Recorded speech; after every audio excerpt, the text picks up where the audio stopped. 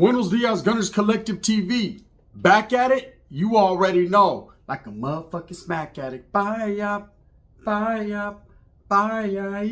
a menudo style, in a direct fashion, we're going to get straight into the content of the day. But before we do, let's hit that like and subscribe button. Ding. Put your notification bell on all so that way you're directed in the direction of the dope content I'm taking. And I highly appreciate all the support, man. We're going up on this channel, and it's all because of you. And for that, I can say I'm very humbled. And I'm very appreciative, man. I couldn't do it without you, and I know that. Thank you so much. So I was asked a question the other day about some individuals that I don't really speak too much about, man. Just because I give them their respect. You know, when you're cut from a different cloth, you know, you got to understand there's people in the California prison system that are cut from a whole different type of fabric. These guys have made the ultimate sacrifice. What's the ultimate sacrifice? Well, the ultimate sacrifice is either doing life in prison, some without the possibility of parole, showing sacrifice over and over again. It sucks. Prison sucks, man, especially the California system. I can't speak on too many other systems, but I know the California system is redundant.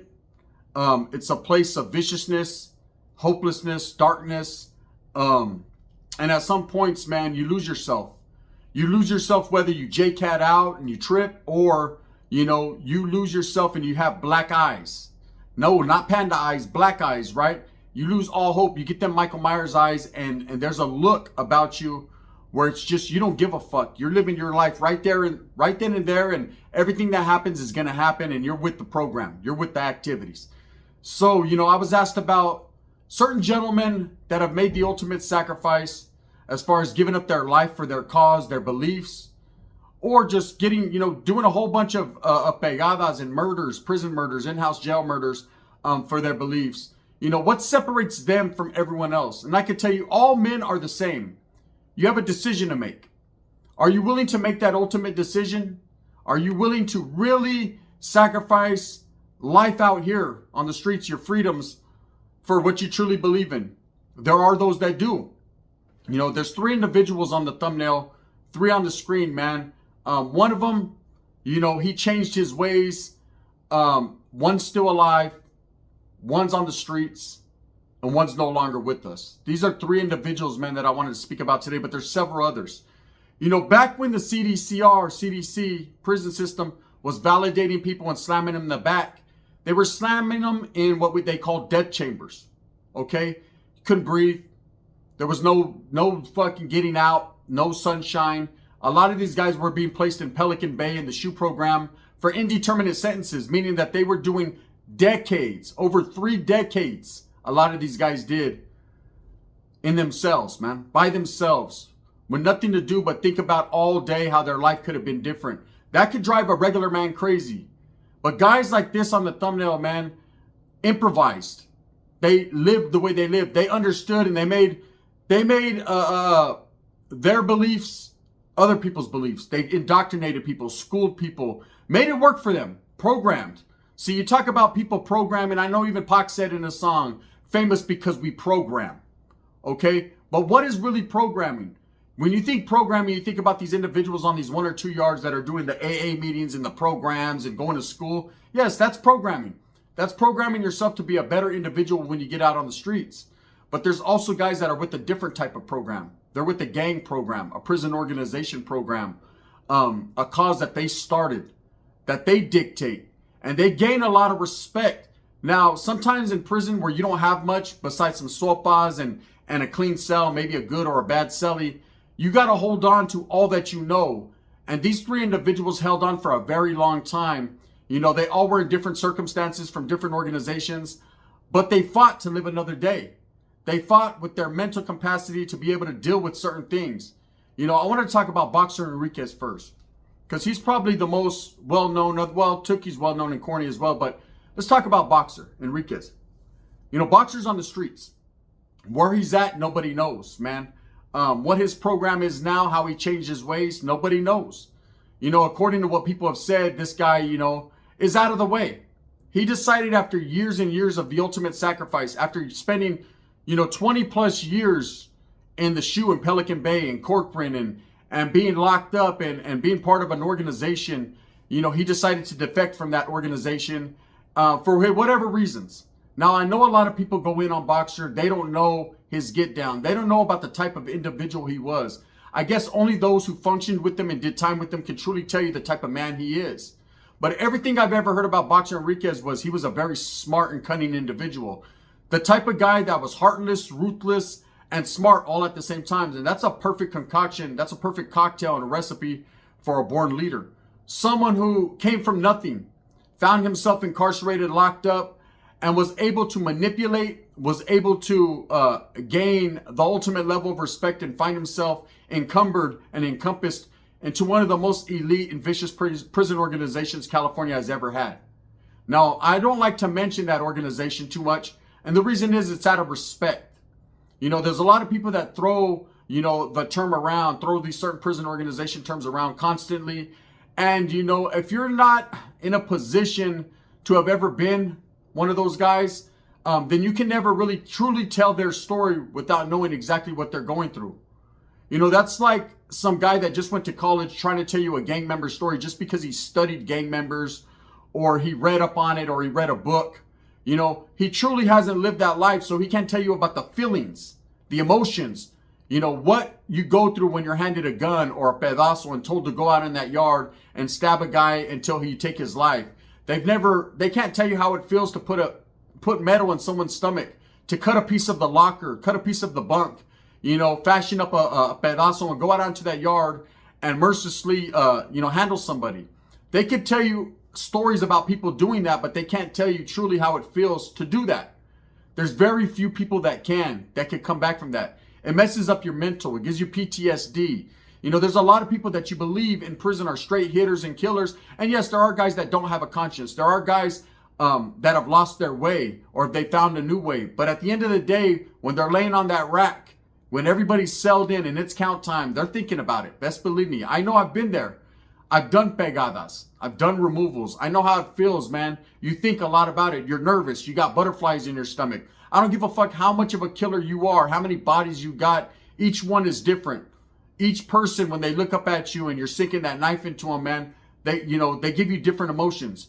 Maybe that day you're not really into it. Maybe that day you are and you don't care. You had a bad day. Whatever the case may be, every pegada, every murder, every stabbing that happens in prison is different. It happens different. It's planned different. It's carried out differently by different individuals on a different individual. You know, when it comes to Boxer Enriquez, he is well known for being ruthless, doing a lot of pegadas, you know, putting himself in position not only to be part of the organization, but also at the same time, be one of its leadership, be a voice for his people. You know, I've heard a lot of good about this guy. And when I say good, meaning that he was a good person as far as, you know, he tried to educate people. He tried to help people to educate themselves. When at the same time, he was Jekyll and Jekyll. He would ruthlessly kill you, you know, at the drop of a dime. He would ruthlessly kill you, man, if you went against the grain. He was a true and firm believer in his cause. He was a true and firm believer. He was old school. He believed in the old school ways of his organization, right? Now, somewhere along them lines, he decided it wasn't for him anymore. He had an epiphany, a wake up. There was a wake up call. I don't know if it was a new case or he just decided one day that he didn't want to be part of that life anymore. So he did what other people say is called going out ass backwards. Now in the streets and in the gang life, in that realm, it is snitching, debriefing, giving up the ghost is considered being weak. But sometimes strong men break at certain points. And it doesn't mean they're weak. They just decide it's no longer for them. They don't want to do that anymore. They've decided for whatever reason, they want to change their ways. Now, some people utilize that as a manipulation tactic. You know, maybe they realize, and this is true, if you're a true active gang member, if you're part of a prison gang or you're part you know, you're a sympathizer to a cause, whatever prison gang it is, you know, you're probably not going to get out. Very few get out that are really putting in that work. Now, I have seen some guys parole up out of the shoe that were, you know, validated and they go right back to the shoe. But many of those guys, man, after doing 20, 30 years in the shoe, they decide they're tired. You know, they want to go, wait up, my nose is itching. Maybe I'm going to get some money. Maybe my cousin's going to shoot me 10 bolas. I doubt it, right? So, you know, in Boxer's case, and I won't argue the point with anyone whether what he did was right or wrong. You know, he turned his back on his camaradas, on his canales, on his brothers, right? And he'll forever, and that will forever be his life story right there. Everything he did up until that point, albeit it's still talked about, it's probably still whispered about. His name, man, brings up bad, leaves a bad taste in a lot of people's mouths because of what he did. And I think social media played a very heavy part into putting his story out there, showing all the videos of him debriefing. And I know a lot of people with it. My nose fucking itchy. I don't know what it is. I didn't do no cocaine. A lot of people seen him on social media, and the first thing they thought was, wow, this was a very highly intelligent person. People think gang members or people of a prison organization, they automatically think they're dumb, they're stupid, they got caught lacking because they're incarcerated. But there's some highly intelligent individuals in prison. That's a fact, right? I've been around them. I function alongside of them, and I can tell you these guys are always watching everything that happens, and they always got plan B for plan A, and there's plan C, D, and E. It's just, there's never nothing that they don't see. They know that prison yard. They know that prison system. They are constantly doing legal and law work. These guys are on their shit, okay? So when I heard Boxer talking, I wasn't surprised. I wasn't surprised the level of intelligence that he encompassed. I wasn't surprised the way he spoke like a lawyer. I think the feds that he was talking to, the IGI, the state police, I think they more so were shocked at the level of intelligence that he was displaying. And he was basically doing two things. One, he was giving them the ghost. He was, trying to prove to them that he had turned a new leaf and that he was willing to defect from the organization. But also what he was doing at the same time was playing them for a fool. He was showing them that criminals, or what they consider criminals, they consider outlaws, are just as smart as them, if not even smarter. Now, of course, there's going to be people that are going to call him a snitch and a rat and all that, and that's forever going to taint his history. He's going to have an asterisk next to his jacket. But that man decided to do what he did for his own well-being, for his own good, and whatever. Again, man, I'm not spitting poison, so I'm not saying what he did was right. I believe, after everything that he did, all the sacrifices he made for his cause, it made me wonder what he wanted, what he thought he could do differently on the streets to change. But obviously, he was able to prove that, and he was granted parole. And so now he's disappeared. So now he's in the wind, man, and he's living the life, hopefully, that he wants to live. Will he forever have to look over his back? Is there a hard vetted on him? Are people tripping off of him? I can't tell you that. I can't put that on people's plates. But one thing I can say for sure is he's frowned upon. Okay, he's not in the greatest of standings. And I don't want to defecate or shit on the man he is, because I'm sure he's a great man. Every man is great. They just don't do great things all the time.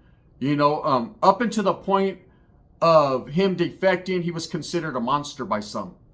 He was considered maybe one of the worst monsters in CDC history just because he was heartless and ruthless and cunning. But at the end of the day, when he turned a new leaf, there's going to be those that respect the fact that he finally is able to live his life as his own man. But there's going to be those that understand that when you're living that life, man, when you step away, you make a sacrifice, okay? A sacrifice of good standings, but also a sacrifice of your morals and your integrity. You have to, everything you do in life, you have to do with integrity. And, that individual spent decades locked up. So only he can tell you his story. Only he can tell you how he felt back there and what changed his mind to the organization, which he already knew what was up. There's a lot of guys that are living that life right now as I speak that know what time it is. They know about the individualism and the certain things that happen behind the scenes, and I'm sure they don't agree with it. The inner fighting and the hatred that goes on amongst each other. But they are true believers in their pride and their dignity, and they're not going to give it up for nobody, man. And case in point is Corny. Now, Corny is also from a prison organization, alleged, and is someone who has done it from a very young age. Someone who found himself in Tracy prison, man, and he was there around the time his prison organization was building in numbers. They were starting to establish in numbers, notoriety, and respect. And when you see that as a young kid getting locked up, that's what people strive for. I know when I was a young kid and I got involved in gangs, I didn't strive for the cars and the women and the money. I could have got that on my own. That's truth, right? What I strived for is being a part of something bigger than myself. The fight for the people. I felt that my people were being oppressed, not only by society and the government, but I felt we were being oppressed by other Mexicanos. I felt we were being oppressed, and I believed the propaganda. I felt we were being oppressed by individuals from Southern California. I felt Southsiders establishing in Northern California, in our homeland, in our stronghold, was against everything that I believed. You know, I believed the Norte through and through was going to be victorious at the end. And that's just me. That's, you know, what made me get into it. I wanted to be a soldado for the cause. You know, when they gave me the game and the rundown, man, like I'm sure Corny got, you know, he is the founder of the game, one of the founders and the forefathers of the game, right? I'm sure no one told him about being incarcerated and having to do pegadas and having to face life terms and never getting out, never seeing your family ever again and losing contact with loved ones. This right here is not what they tell you. They talk about they're your new loved ones and the embracement and the canalismo. I'm not saying it's propaganda or poison. I'm just saying this is what you're indoctrinated with. This is how you're educated when you're part of that life. Corny got locked up at a very young age. And it's alleged that he did several murders while being incarcerated, right? He's been convicted of a couple. He's lived his life according to his cause. He's never defected, never been in question. Is considered, you know, one of the founding fathers. If not the founding father, he's considered one of the innovators of the Norteño movement as well as his prison organization. He is thought of in very high standards and he's very well respected. And he deserves every bit of respect he gets. Now, to society and people that have never lived that life, they would think he was a monster as well. They would think, you know, he utilizes and manipulates his own people for monetary gain or for notoriety and respect. I've never heard that about Corny. I've heard he's a great guy. He has his Native American beliefs. He sticks to his roots. And he is a different type of intelligent person. He is a type of person, man, that albeit, man, will do and make that sacrifice for his organization. At the same time, he will try to bring you up. He would try to bring you into the fold, man, and educate you. Because a true general, someone who's truly about his people and truly about his cause, understands that there's next men up. There's people that, if they're striving in the right capacity, you want to see them shine. He's always struck me as that type of person. Now, of course, what makes him different from a lot of others is he's never bowed down. He's never bit the bullet. He's never gave up the ghost. Why? You know, I believe because of him being so young when he got locked up, it's all he knows now. I believe he knows no different. He wasn't able to enjoy the fruits of life on the streets long enough to understand just how beautiful it is. I know that he's a person, man, and he would love to be on the streets. There's not a person locked up, no matter what their status is, that wouldn't trade places with myself quick. You know, but at the same time, he's going to deal with what he has to deal with. Pressure has never broke him. People cannot break this guy. Officers cannot break him. He has showed a standard for those that strive to be in a prison organization, what it truly is to be a general. You know, he spent decades, again, in SHU programs, you know, years locked up in the hole. And let me explain something about the hole to you guys, for those that have never been in the hole. It's not what you think like the movies. It's not a dark place like an American Me where they close the tray slot and you're in the dark for fucking all day. It's not like that. It's just another regular cell in another building, and it's stripped bare minimum. You have nothing. Now, there are some holes where you can get some property, but for the most part, it's a punishment. So they're taking all your property. You're getting stripped down to the bare minimum. And that can drive people crazy, especially people that are used to the main line, having their TV, their Super 3s, their radios, their headphones. Now they got tablets. There's a lot of things that are different nowadays. So it's harder. That's why more people are snitching and more people are fucking tapping out, is because they know that life. And when everything is taken from them, they don't like that feeling. They don't understand the true feeling of struggle. They don't understand the true feeling of canalismo and everyone going through a struggle together. That's why you hear stories about Norteños and Southsiders in the hole shooting each other packages and looking out for each other. Because these guys that have really did whole time, that are really with the activities in the program, they understand that everybody is going through a hardship. So you look out for the raza. You look out for each other. You look out for a brother, a white. Everybody is going through the same shit. Everybody is locked in a cell all day with nothing. So when someone gets something, you break bread like Jesus says, and you help your fellow man out. Now, you also have of the understanding that politics trump everything. So believe me, if politics dictated that you don't shoot someone something, then you don't. You know, but politics have never said that. If anything, the prison politics, there are good points. They say, man, look out for the raza, look out for your fellow man, look out for your people, okay? And look out for those that are worthy of the cause or those that are going through the same struggle. Corny, to me, has made the ultimate sacrifice. He's doing life in prison. He's now in the federal system. And I don't want to speak on what he's got going on because I don't know. And if I did, I wouldn't say it.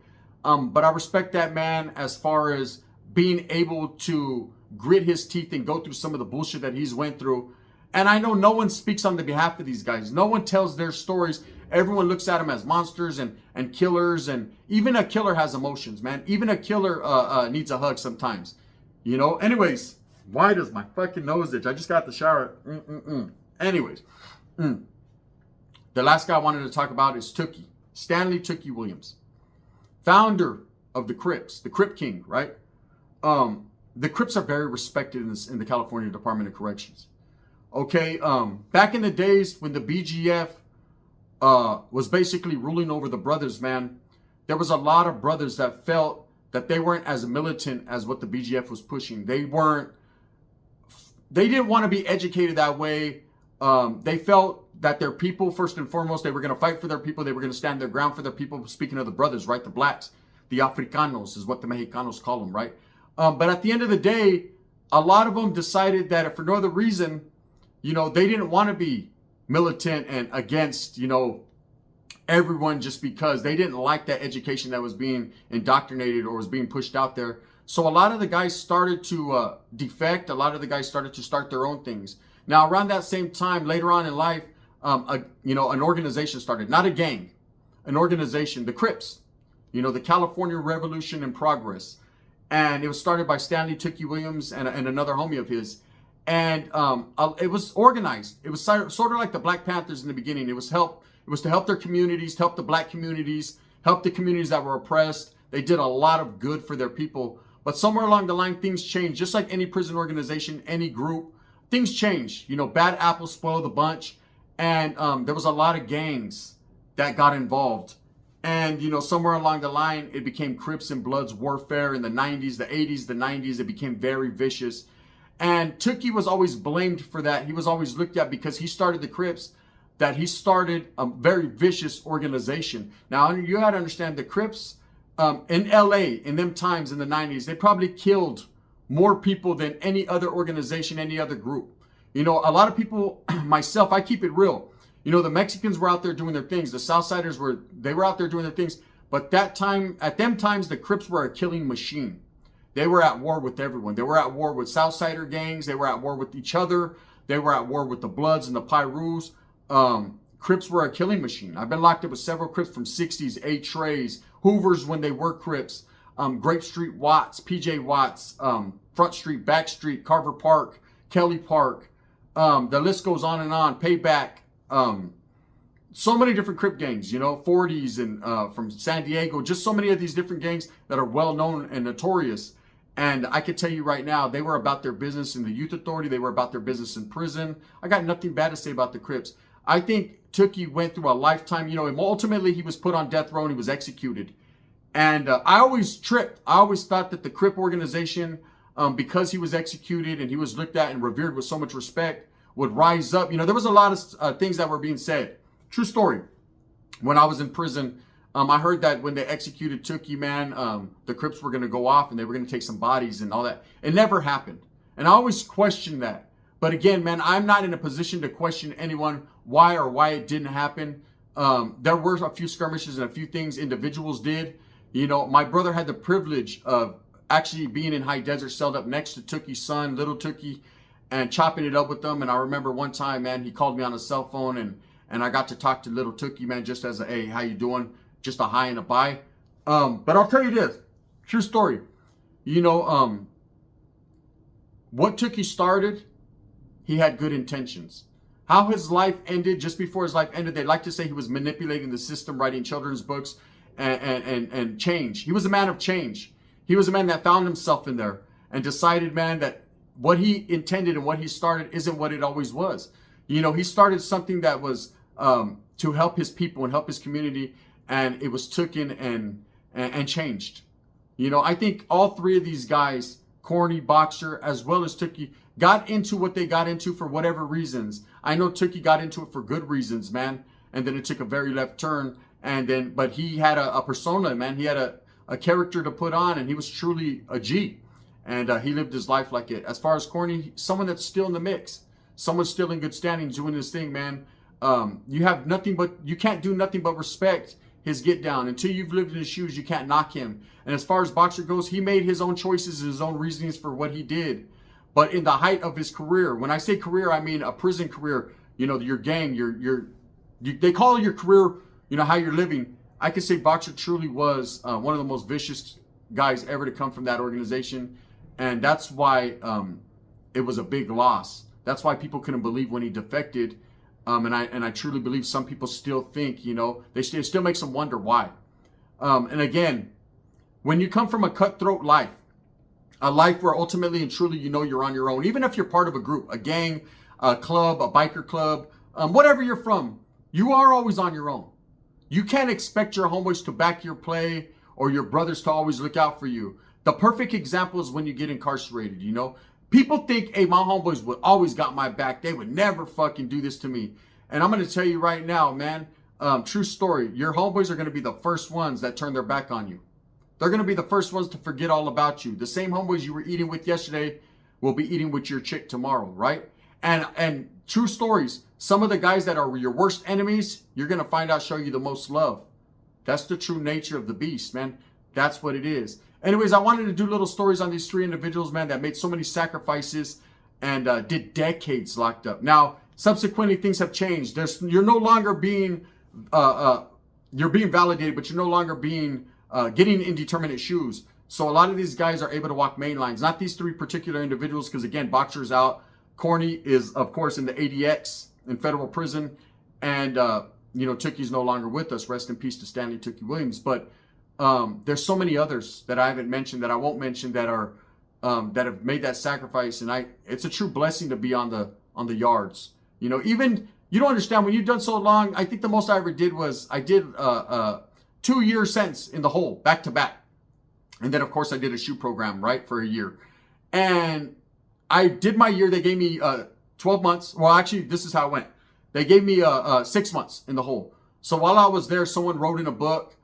They put my black ass. So it wasn't even me. I wasn't into that shit. As soon as I got out of the hole, they rearrested me at the front door and brought me right back into the hole. So I basically never got to hit a building. I didn't get out.